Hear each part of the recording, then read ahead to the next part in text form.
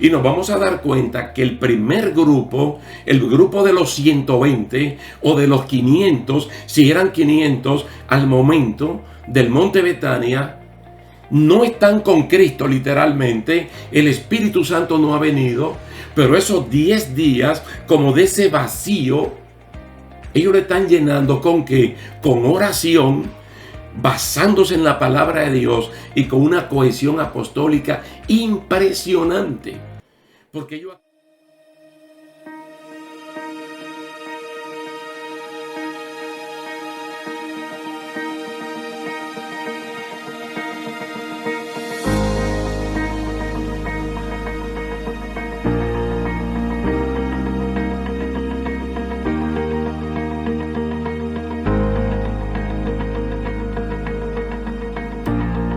Dios le bendiga, queridos hermanos. Es un placer estar de nuevo con ustedes para continuar estudiando la palabra del Señor en esta línea de estudios bíblicos, la Iglesia del Nuevo Testamento. Como acordamos en la última ocasión, hoy vamos a continuar con Lucas capítulo 12, versículo 49 al 53. Jesús, causa de división. Recuerden que es una enseñanza del mismo Jesús que posteriormente la Iglesia del Nuevo Testamento, como se narra en los Hechos, la va a poner en práctica. Y si ellos lo hicieron, pues nosotros también. Vamos a leer entonces Lucas 12, 49 al 53. Fuego vine a echar en la tierra, ¿y qué quiero? Si ya se ha encendido. De un bautismo tengo que ser bautizado, y cómo me angustio hasta que se cumpla. ¿Pensáis que he venido para dar paz en la tierra? Os digo, no, sino disensión.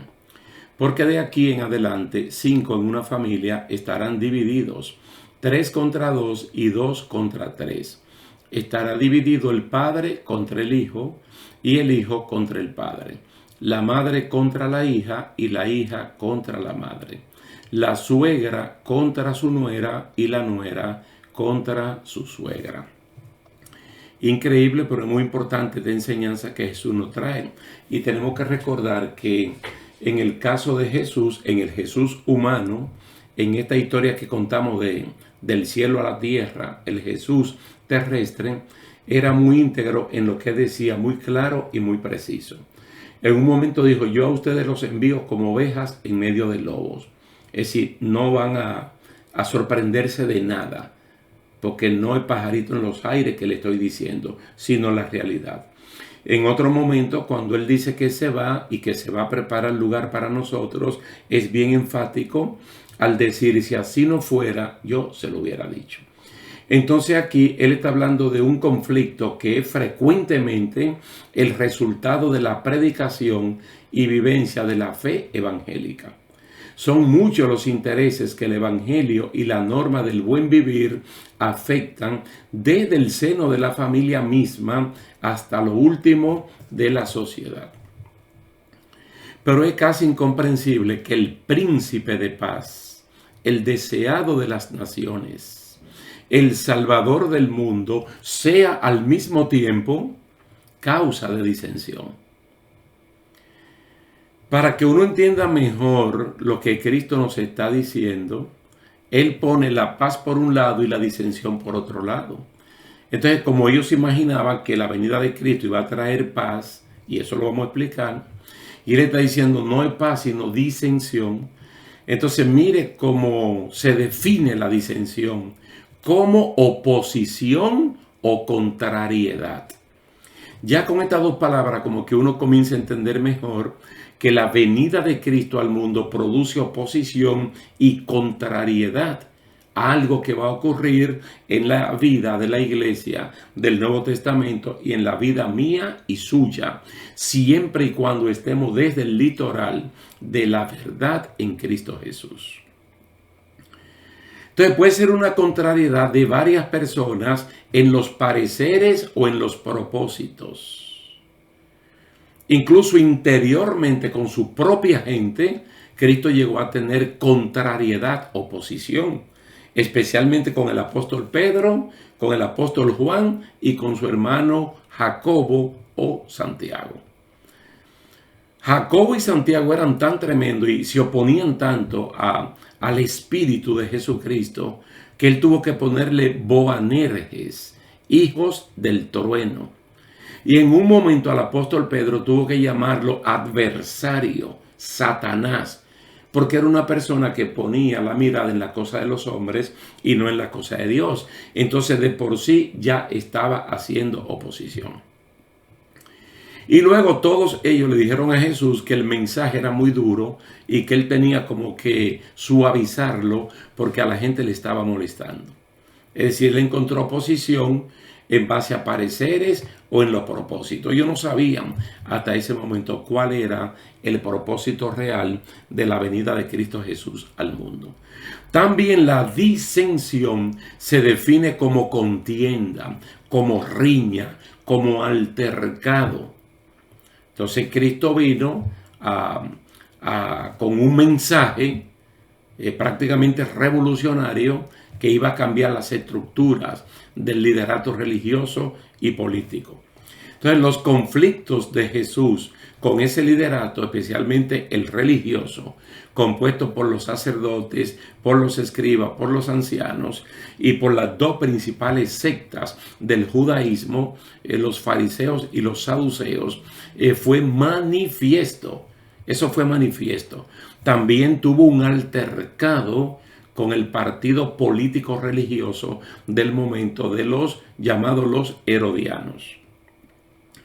Esto es muy manifiesto en los evangelios, especialmente en Marcos, recordando que Marcos es como si fuera el evangelio de Pedro. Entonces, como Pedro era un testigo ocular, encontramos varios episodios donde vemos la animadversión del liderato religioso del momento en contra de Cristo Jesús. De hecho, se puede considerar que la misma muerte de Jesús es el resultado de esos conflictos.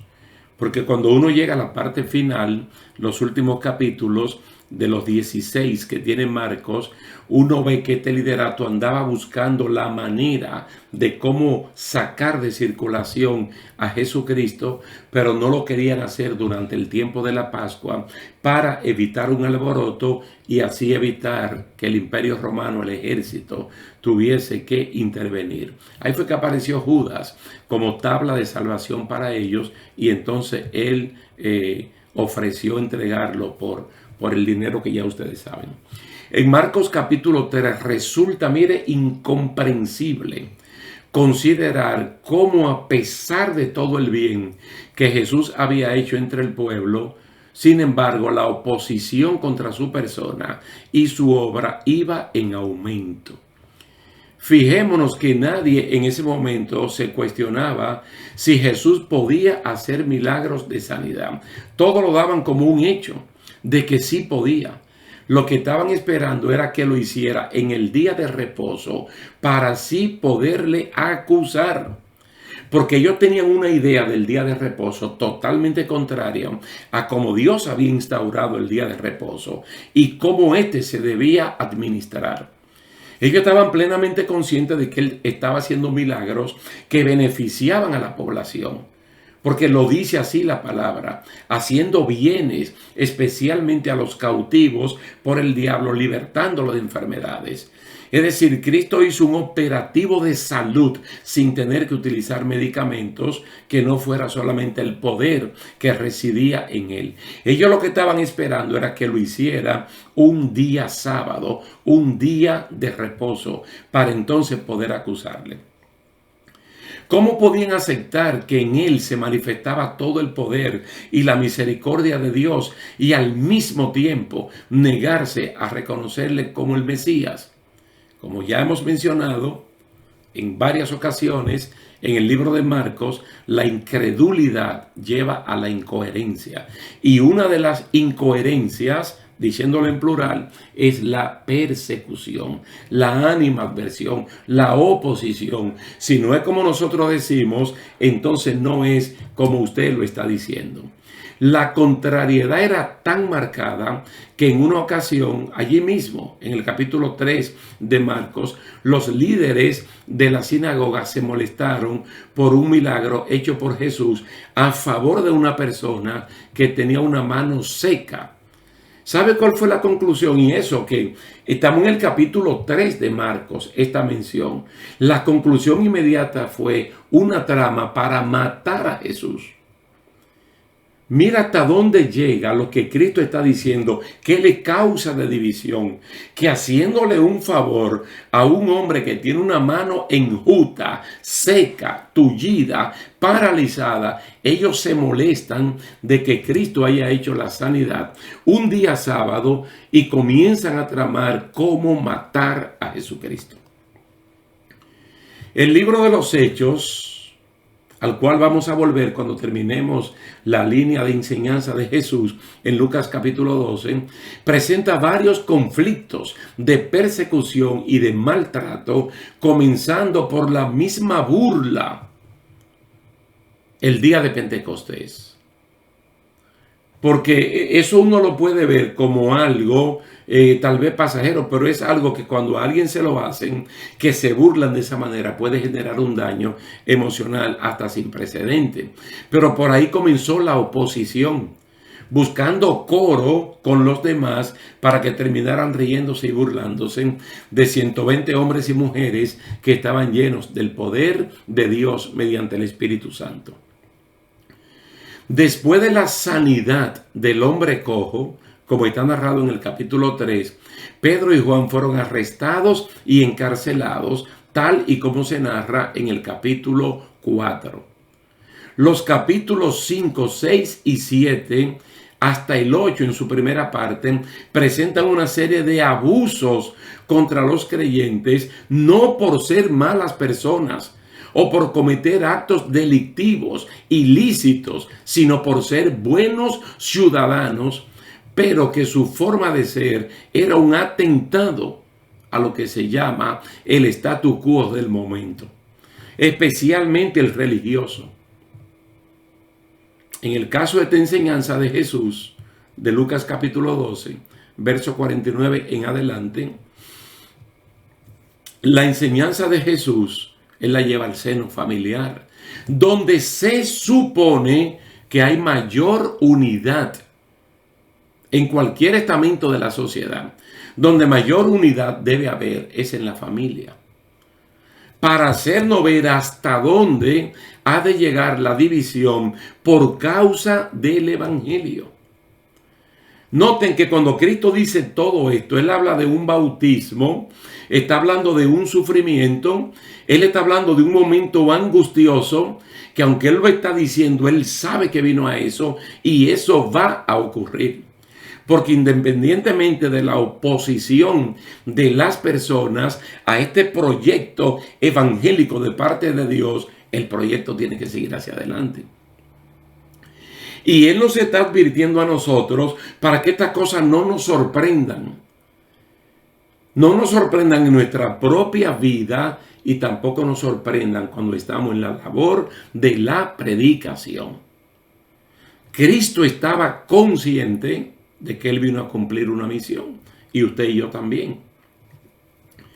Entonces debemos aclarar que hay familias que por causa del evangelio no están divididas. Es decir, no es el evangelio ni Cristo que divide a esta familia. Ellos pueden tener, como es normal, pareceres, criterios y opiniones distintos, pero sólidamente unidos en la fe de Jesucristo. Porque tanto en el Antiguo Testamento como en el Nuevo Testamento nosotros encontramos grupos familiares muy cohesionados, muy unidos. Muy unidos. Incluso se puede presentar el caso de Noé y de su esposa, que tuvieron 3 hijos varones, Sem, Jafet y Can. Y que ellos a su vez se casaron con 3 mujeres. Entonces estas 3 mujeres se convirtieron en nuera, por ejemplo, de la esposa de Noé. Y ella se convirtió en su suegra. Ellas se convirtieron también en en nuera de Noé, y Noé se convirtió en su suegro. Entonces había una relación que cuando uno ve el proyecto de Dios, que Dios se lo menciona a Noé, uno ve el equipo completo trabajando. Uno puede ver el caso, por ejemplo, de una mujer muy famosa por sus antecedentes, llamada Rahab la ramera, que aún después de su conversión, de su matrimonio con Salmón, sigue siendo llamada Rahab la ramera, para que no se olvide lo que era antes y el gran cambio que Dios ha operado en su vida. Esta mujer, temerosa de Dios, cuando los dos espías enviados por Josué se hospedaron en su casa, que estaba encima del muro de la ciudad de Jericó. ¿Qué hizo ella? Ella reunió allí a toda su familia.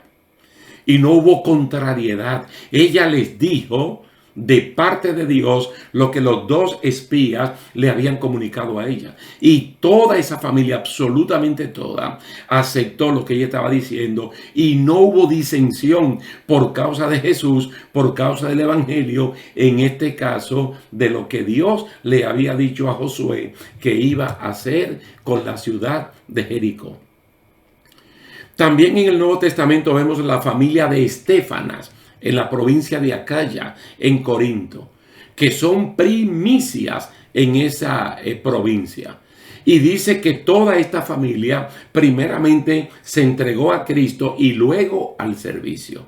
Vemos la familia de Lidia en Filipos, toda esta familia. Vemos la familia del carcelero. Pero vemos una familia que ya hemos tocado un poquito y que vamos a volver a tocar, que es en el capítulo 10 del libro de los Hechos. Porque nos gusta mucho hablar de Cornelio, pero Cornelio tenía una familia. Y todas las características que ustedes conocen de Cornelio las tenía su familia, porque dice que su familia era temerosa, al igual que Cornelio. Y otras familias más.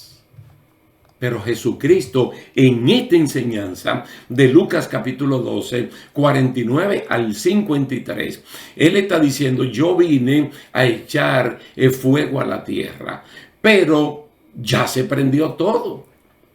Es decir, su misma llegada, su mismo nacimiento, cuando aquellas personas intelectuales del conocimiento astronómico, Dios les reveló del nacimiento de Jesús en Israel, ellos llegaron a Jerusalén buscándolo a Él, preguntando por Él. Y entonces, ¿qué produjo esto? La matanza de niños inocentes en Belén, de parte de ese instrumento del mal llamado Herodes el Grande. Y a partir de ahí se desató, de tal manera que en su propia familia Jesucristo comenzó a vivir en carne propia. Incluso su propia familia llegó a pensar que Jesús era un loco, un demente. No se olviden de que Cristo mínimo tuvo 4 hermanos varones: Jacobo, José, Simón y Judas. Y mínimo tuvo 2 hermanas, de las cuales no sabemos los nombres. Pero ustedes lo pueden buscar, porque está tanto en Mateo como en Marcos y en Lucas también. Entonces, todavía cuando uno está leyendo el capítulo 7 del Evangelio de Juan, ellos están porfiando con Jesús para que, si él cree que es alguien, que vaya y se presente en la fiesta de los tabernáculos. Cristo le dice: el tiempo de ustedes siempre está, el mío no ha llegado. Y posteriormente él fue. Entonces esta es una familia que al momento atacaba al mismo Jesús, y él lo vivió. Posteriormente ellos se arrepintieron. Y uno lo ve en el capítulo 1 del libro de los Hechos, que cuando se cuentan a los 120, que cuando se cuentan a los 11 apóstoles, ellos están ahí. Y es casi seguro que la carta de Santiago y la de Judas fueron escritas por los 2 medios hermanos de Jesús. Pero lo que él le está diciendo: yo me angustio hasta que esto se cumpla. Es un sufrimiento, como quien dice, innecesario, porque Jesucristo es el príncipe de paz, el deseado de las naciones, el salvador del mundo, el que no vino a condenar sino a salvar. Entonces él dice, de aquí en adelante esto va a ser así. Cosa que a usted y a mí esto no nos puede sorprender en ningún momento, sino que por el contrario nos hace tomar conciencia de que el Evangelio es poder de Dios. Y ese poder de Dios hace que se revele el corazón del ser humano. Y hay personas que humildemente aceptan a Cristo como Señor y Salvador, y otros comienzan a oponerse. Finalmente, ustedes lo pueden ver desde el capítulo 1, el 2 y el 3, ahí del Evangelio de Juan. ¿Cómo viene Cristo? Luz que resplandece a todos los hombres. La única alternativa que tiene todo ser humano para salvarse. Pero cuando uno llega al capítulo 3 del Evangelio de Juan, ¿qué es lo que encuentra? Que hay seres humanos que reconocen que sus obras son malas y ellos aman más las tinieblas que esta luz que le está resplandeciendo. Y para que la luz no les resplandezca, retroceden y se cubren con las tinieblas. Entonces, desde allí comienza una oposición abierta en contra de Jesucristo, en contra del Evangelio y en contra de las personas que creen en Jesús. Bendito y alabado sea el nombre del Señor. Vamos a dejarlo hasta aquí por el día de hoy, y con la ayuda de Dios vamos a continuar la próxima semana con el capítulo que sigue. Así es que muchas gracias por la atención prestada, y gracias le damos a Dios por el tiempo que nos ha concedido. Dios me le bendiga y hasta la próxima.